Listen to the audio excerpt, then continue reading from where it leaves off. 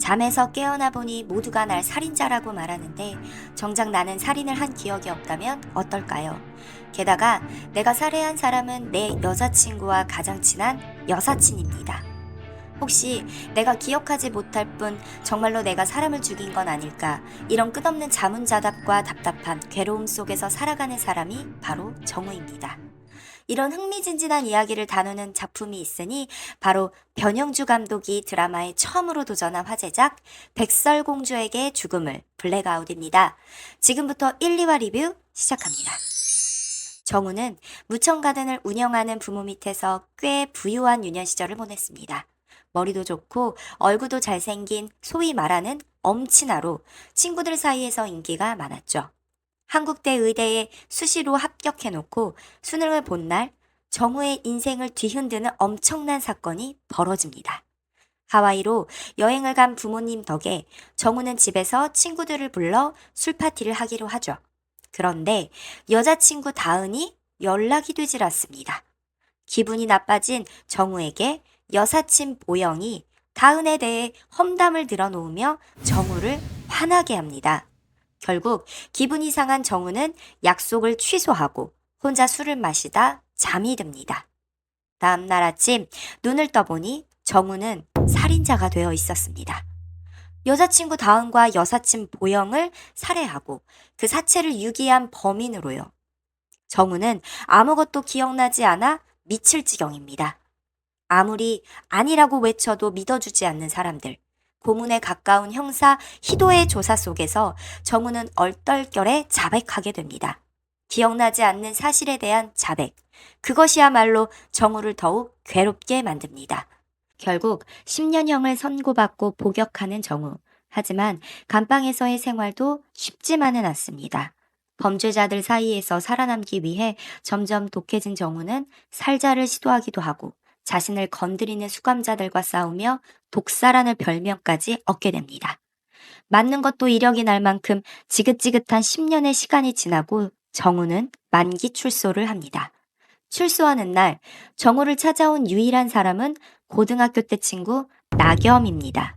지금은 톱스타가 되어 잘나가는 연예인이 되었지만 어린 시절부터 쭉 정우를 짝사랑해오던 친구입니다. 수감 생활 내내 아버지와 어머니가 한번 찾아온 것 말고는 아무도 정우를 찾지 않았을 때 낙엽만이 유일하게 정우를 찾아와 세상 돌아가는 얘기와 본인의 얘기를 들려주었었죠. 출소 후 정우는 가장 먼저 아버지를 찾아갑니다. 하지만 아버지는 정우가 수감된 동안 뇌출혈로 돌아가셨고 유해는 낚시터에 뿌려졌습니다. 정우의 눈에서는 뜨거운 슬픔이 흘러내립니다. 짧은 아버지와의 만남을 끝으로 정우는 엄마를 찾아 갑니다. 정우의 사건 전에는 정우의 부모님이 운영했던 무천가든. 정우의 엄마는 당시 주방장으로 일하고 있었던 민수의 아버지인 추호 부부에게 가게를 넘기고 본인이 주방장으로 일하고 있습니다. 엄마를 만나러 간 정우는 참담한 광경을 목격합니다. 엄마는 보영의 아버지인 동민의 희롱에 음식 냄비를 엎고 바닥에 쭈그리고 앉아 음식을 닦아내고 있는 초라한 모습이었습니다. 정우의 살인을 사실로 받아들이고 엄마는 무천동을 떠나지 않고 속죄하듯 하루하루를 살아왔습니다. 다른 지역으로 옮겨 살면 훨씬 편하겠지만 정우의 엄마는 아들이 한 짓에 대한 속죄라도 하듯 꾸역꾸역 마을 주민들 속에서 삶을 버텨내고 있었죠.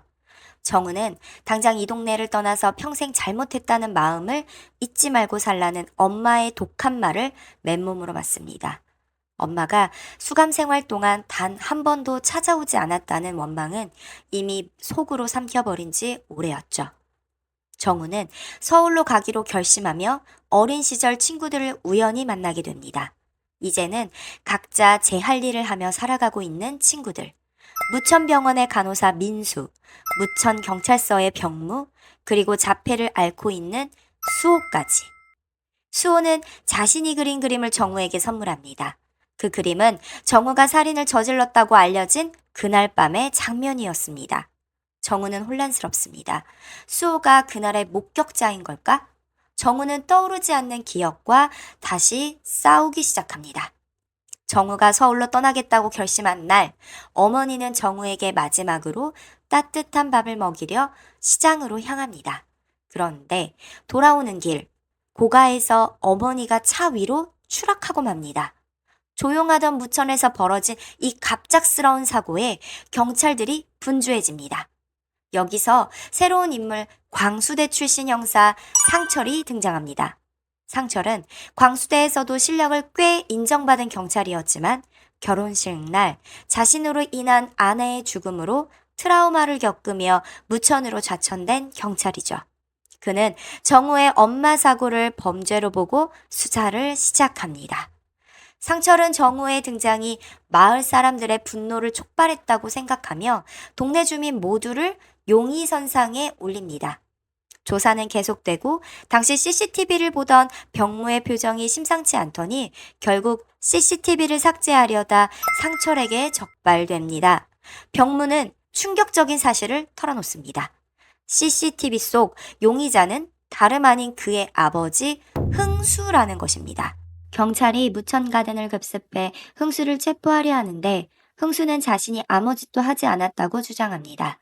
하지만 그가 사고가 있었던 날 아무것도 하지 않았다고 반복해서 말하는 것이 더 수상하죠. 보통의 사람들은 사고가 있었던 날 그 시각에 어디에 있었냐고 물으면 어디를 가서 무엇을 했다고 대답을 하거나 당황하면 기억이 잘 나지 않는다고 대답할 것입니다. 나는 아무 짓도 안 했다는 말 그 자체가 흥수에게 분명히 무언가 있음을 보여주는 단서가 아닐까요? 게다가 이 상황에서 보영의 아버지 동민은 경찰 사이렌 소리만 듣고 황급히 무천 가든을 빠져나갑니다. 이 점도 수상합니다.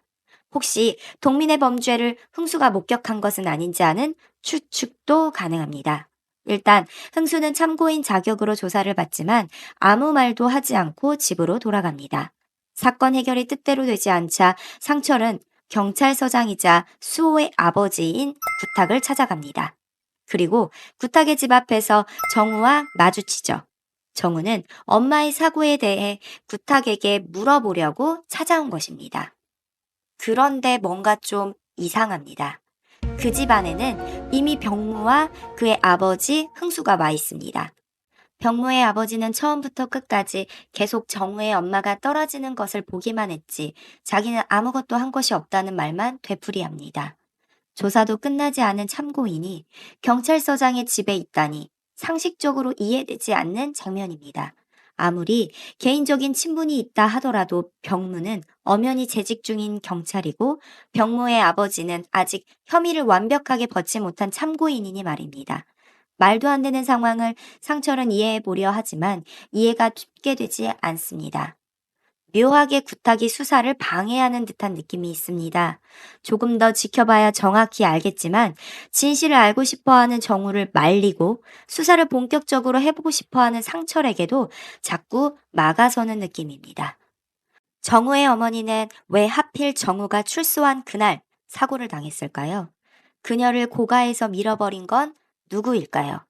이 화가 끝나며 많은 의문을 남겼지만 사건 해결이 본격적으로 시작될 3화가 벌써부터 기대됩니다. 리뷰 플립과 함께하는 백설공주에게 죽음을 앞으로도 많은 관심 부탁드립니다. 다음에 만나요. 리뷰 플립의 리뷰를 계속 보고 싶으시면 구독과 좋아요, 알림 설정 부탁드립니다.